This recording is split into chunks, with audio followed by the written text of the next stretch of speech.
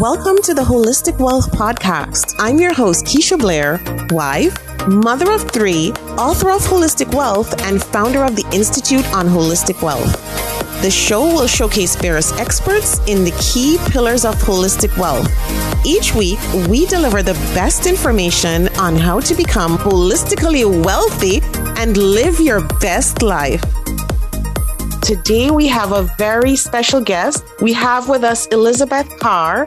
Elizabeth is a marathoner, journalist, triathlete, and she was also the first baby born from in vitro fertilization in the United States and the 15th in the world, which means she has been in the media spotlight since 3 cells old. Her first press conference was at 3 days old. And so, Elizabeth, you have an amazing, intriguing story, and we're happy to dive in to talk about fertility, women's fertility, and infertility today. So welcome to the show. Thanks so much for having me. I'm delighted to be here. I've been reading up a lot lately about women's fertility, in particular in midlife. And so I was wondering about even your parents. You were the first ever IVF baby in the United States. You were born in 1981, right? So this was the first time it happened was 1981. That's right. Yeah, you got it. 1981, almost 40 years ago. Exactly. Unbelievable. And so I'm just wondering about your parents and what led them to IVF, you know, in terms of their ages and kind of how they navigated that being the very first. My story really starts with my parents, who had been married and had tried for many, many years to have a child. And my mother had no problem getting pregnant, but her problem was staying pregnant. And so she had what are called ectopic pregnancies. She had 3 of them, which basically means that the baby starts to grow in your fallopian tubes. Both of her fallopian tubes actually blew up, which, as you can imagine, caused a ton of internal bleeding and had many, many problems, because that's where all the important stuff when you're trying to have a baby happens with those fallopian tubes. So she basically went to her doctor, and she was in her, mid-20s, healthy, and said, "What are we going to do?" And he told my parents, "I have to be honest with you. I don't think you're going to be able to have children of your own." And so they were looking into all kinds of options. Adoption was kind of the forefront, the main option that they were looking at. And she had to go back for one more kind of checkup.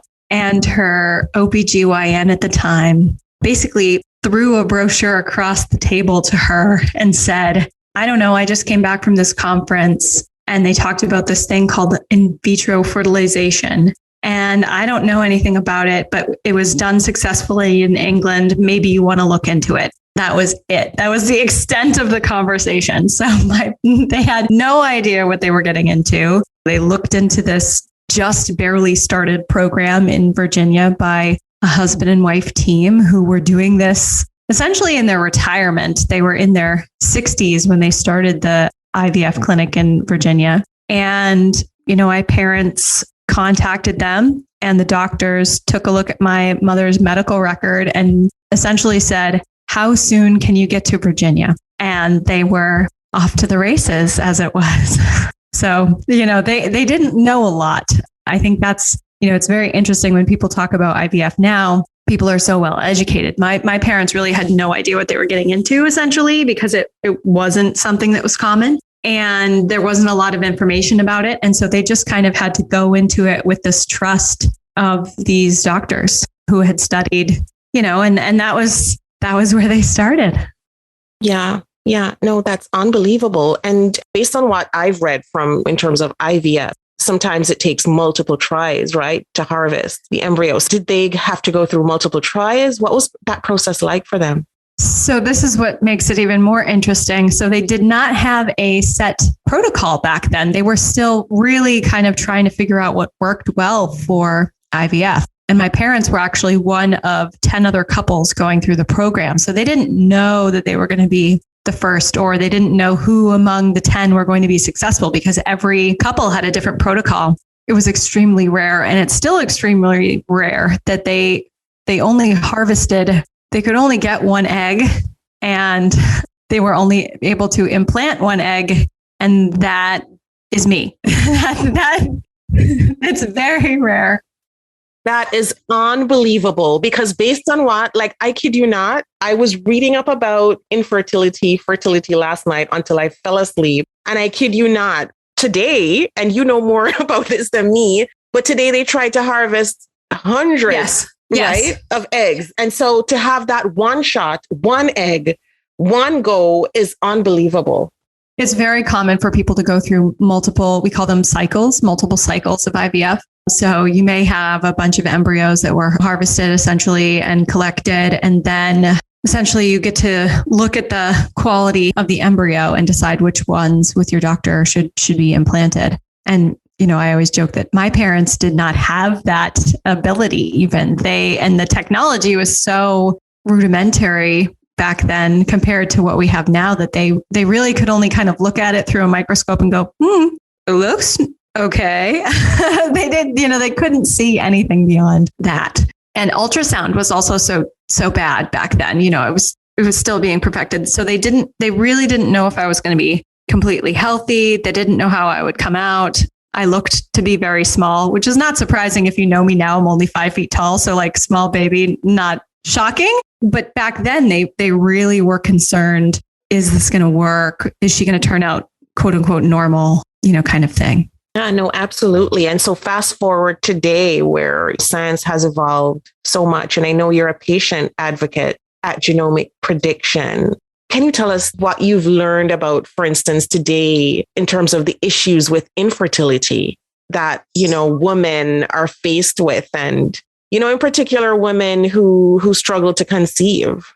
Good news for people going through infertility right now is that there are so many more options. So when I was born, there weren't a ton of options. It was like adoption and maybe IVF if there was a clinic near you and you could afford it. Now there are so many more options. You know, we have things to address and tackle male factor infertility, which was, you know, not even identified back when I was born. You know, you now have the ability to not only look at the overall shape and health of the embryo like you did when I was born, but we can actually now kind of get a glimpse into the genetic makeup and see if your embryos are at risk for multiple diseases. And we can mitigate those risks through pre-implantation genetic testing, which is fascinating. We can also, women have the ability now to freeze their embryos. And back when I was young, that was really only reserved for people going through cancer treatments so that they could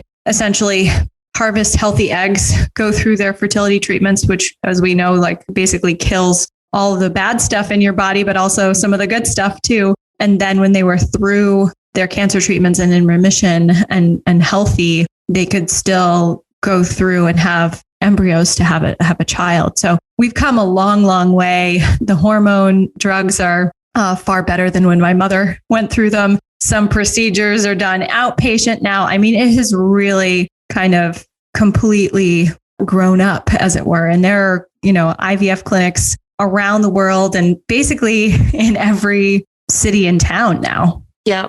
Yeah, no, for sure. And we hear about celebrities every day who are having babies like well into their 40s, some of them in their late 40s. Like we've heard of Alanis Morissette, Halle Berry, Gina Davis, who had twins, I think, when she was 48. And so I know there's some back and forth in the industry about whether that gives women a false impression of what's possible using your own eggs. But as you said, technology has also come a far way. And for women who are wondering whether or not this is in the realm of possible, if you're over 40, then, you know, there's also lots of different, as you mentioned, different techniques now and strategies to tell whether or not the embryo has any DNA that might be related to any disease. I remember just this morning, I asked my own mom just before this podcast interview, because my grandmother had her last child almost at 50. And all the doctors thought that he'd have some serious illnesses. Turns out he was fine. But so that's also, of course, another worry or concern for women who have to access, you know, these technologies in their midlife. wondering, will there be an issue? So you mentioned that technology that sounds promising. And so we've come a far way for sure, it sounds like. So Elizabeth, I know that you have been on a journey to share your story to help others, and you've spoken around the world about your story. Tell us why you think it's so important that people hear your story. Well, my whole family really made a point when I was growing up that it was important that people knew that this was an option. IVF was an option. Obviously, as I said, not a lot of people had access to it. Not a lot of people knew about it. Now it's much more accessible. Not everywhere, unfortunately, and it's not fully covered in every state by insurance and things like that. So it's still very expensive. But we always felt strongly that sharing our story, if it could make anybody, aware of any technology and have the ability to hope again, that's really worth the lack of privacy. And I kind of operate from the same place now, not just talking about IVF, but talking about all the different technologies we have. Because when you receive a diagnosis of infertility, it is extremely overwhelming. Every patient that I've spoken to has said that it's just this whole other world that you have to learn to navigate as you're dealing with this really hard to digest news. And so juggling those two things is extremely difficult. And, to just be aware of options out there without feeling like you're climbing into this crazy rabbit hole and feeling like you have to search really, really hard for information. That's why for me, I know that I am very privileged to have access to amazing scientists and doctors, and, grew up going to fertility conferences, for my whole life, even, starting at age 5. So I have kind of had a front seat to all of this. And I always felt like it was part of my responsibility to explain and translate what the technologies were and what these doctors were talking about in language that was easy to understand for patients. Because you can't make an informed decision if you don't understand the information that's being presented to you. And so that's really kind of where I operate from. Is I'm not going to tell you, what you specifically should do. What I'm going to do is provide you with all the information that's out there so that then you can decide, right? Based on how you understand all of your options, you can decide what's best for you. And just being able to have that information is what's critical. I'm thinking about all the couples out there who are experiencing infertility right now and just how devastating that can be, including miscarriage, right? It's just devastating. We're already going through a pandemic and, many people are struggling, Elizabeth, like with mental health. And so I'm wondering how you counsel these couples sometimes, in terms of, and even going through the IVF process can be very stressful, extremely stressful. I remember one of my past colleagues went through IVF and we sat beside each other at work, and she would get up every lunchtime, go to the bathroom with her needles, and it would have to be like clockwork, injecting herself in the bathroom with the needles. And so I know it can be stressful, especially for working women. So any tips, advice, suggestions on what you've seen with other couples, how you counsel people going through the process, facing the prospect of going through it and it possibly still not even working? Any tips and suggestions?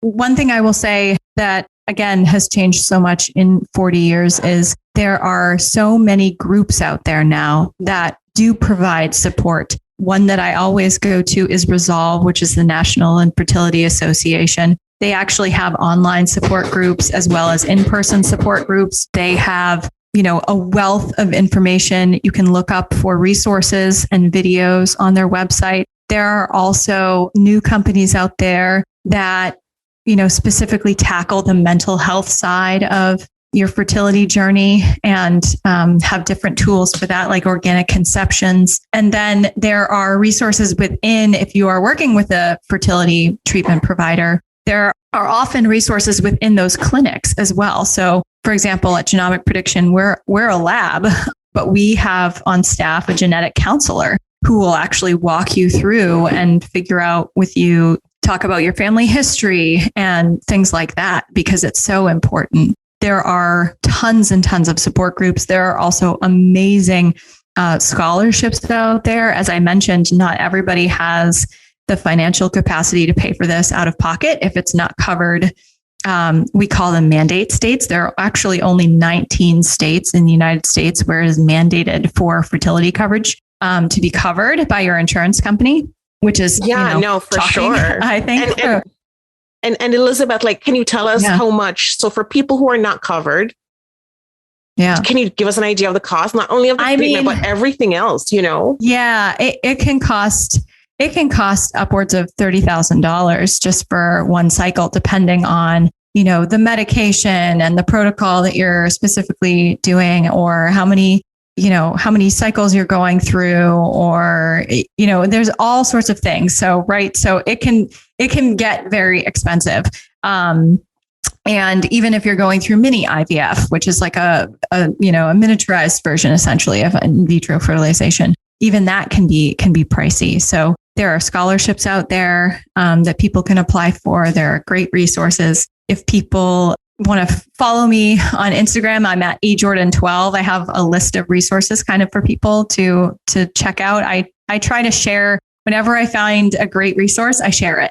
And that's just in my nature of who I am. But it can be very, very challenging. And I think that is the one thing that, we still, even though you can look around a room and there are probably a lot of IVF babies in that room, it still kind of is this topic, and fertility in general is a topic that people speak about sometimes in hushed tones, even to me, right? So, there's still that need to really speak up and speak out about, miscarriage is so common and people don't talk about that. I know it's incredibly painful, but it's also incredibly common. And I don't think that people, up until very recently realized just how common it is. So there's that to it as well. Yeah, no, absolutely. And as we talk about the personal finance aspect of the cost of treatment and everything else that might be associated, say if you have to travel to a clinic, that's specialized in something, or run additional tests, who knows, then the cost can add up.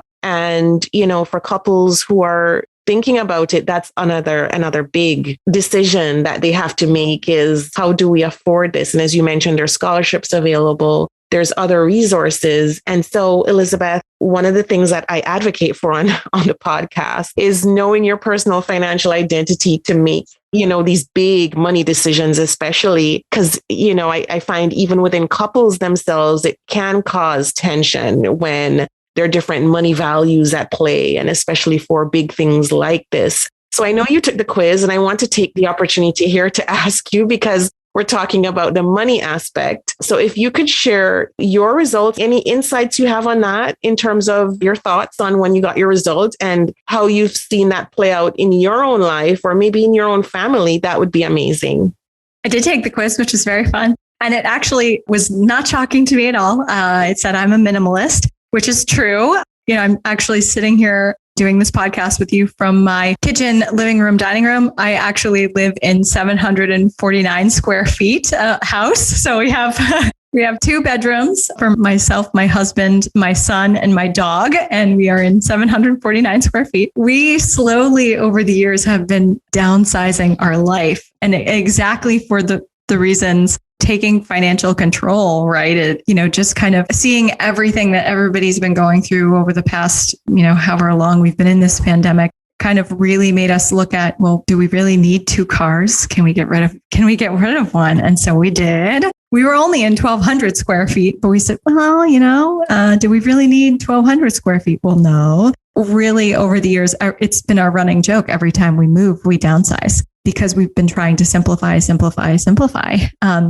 every aspect of our life. That is always top of mind for me. And you're right, like with these financial issues and dealing with infertility costs, even within couples themselves, one couple might want to, not stop and keep going until they end up with a child or a family. And another one might say, you know what, I'm mentally, physically, and financially exhausted, and we want to stop. And that's where, even having those conversations of, okay, how far are we going to go? What's our end goal? When is too much too much? Should we make a decision to, at a certain point, pursue a child-free lifestyle? And what would that look like? And, even talking about those conversations is something that we never used to do in the past, which is absolutely critical. Absolutely. Absolutely. And it's so important because as you were talking and sharing your results and the insights, just fascinating. So the first IVF babies are minimalist is unbelievable. I am, yes. So I'm just intrigued because I'm fascinated with your story, of course. And of course, with the minimalist lifestyle that you've chosen. This is what the quiz has shown, to be honest with you, is that what you're doing is exactly what people are doing. That's the trend I'm getting in the quiz results. So it's fascinating to hear because most people are identifying more with minimalism now and really figuring out, as you said, do I need all this stuff? I mean, what have we been working for to buy all this stuff? And so as you talk about the fertility aspect of it with couples and sitting down and having that conversation on the end goal and what we're willing to do and at what point do we stop? It's amazing because what occurred to me was, in terms of your downsizing and just in values in particular, and thinking about what am I willing to give up? What are the trade-offs that I'm willing to make to get this done, And as a couple, what are the trade-offs we're willing to make to have a baby or to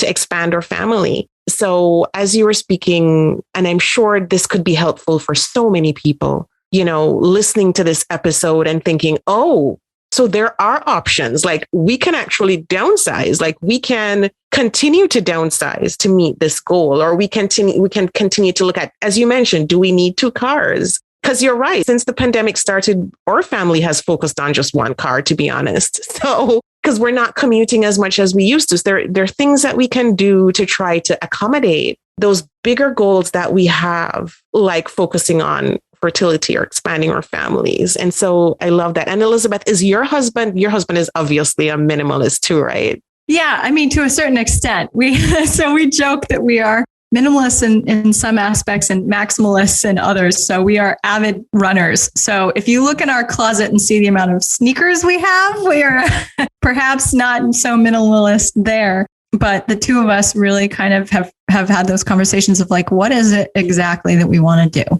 And how are we able to do those things? And it's very important to both of us that, for many years, I was working in a job where I was, honest to goodness, spending a total of 4 hours a day commuting in a car. And I, having the opportunity to, as a writer and a patient advocate and a journalist, having the opportunity to work fully remotely, even before the pandemic, was something I really focused on. And I was like, I can't, my mental health is suffering with 4 hours a day of commuting and not being able to move my body, during those times and things like that. So, even within our own household, we've had those conversations. And, even my son knows that if he gets something new, something old goes out, and we donate, or we're in a bunch of buy nothing groups so we can trade. And, like his old bicycle that he finally outgrew, we ended up giving to a woman who needed it for her grandson. And, that was like something that we were so happy to do and pass along. There was nothing wrong with it. He was just too small for it. But instead of throwing it away, we found a way to repurpose, so things like that are really important to us. And I think that that's, again, going back to that conversation of exactly what is your North Star? What is your ultimate goal? It has not been easy. There are some days I wish we had 2 cars again, but in the long run, not having the stress of a second car payment is, me saying, it's okay. I'll sit at so-and-so for extra long, or, we'll bike somewhere if the weather's nice, or whatever it takes, we'll figure out a way to make it work. You kind of have to be a little bit ruthless in deciding what your goals are.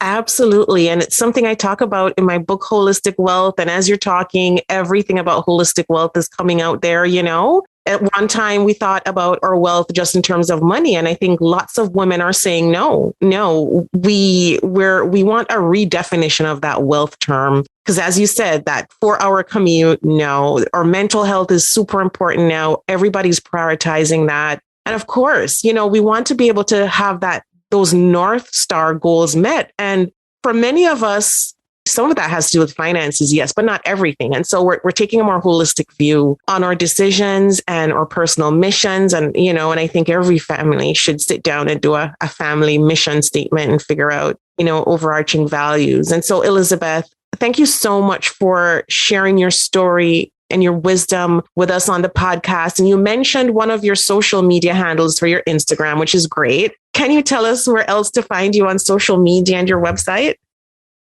Sure. So I'm most active on Instagram. So again, it's eJordan12, EJORDAN 12, and that's on Instagram.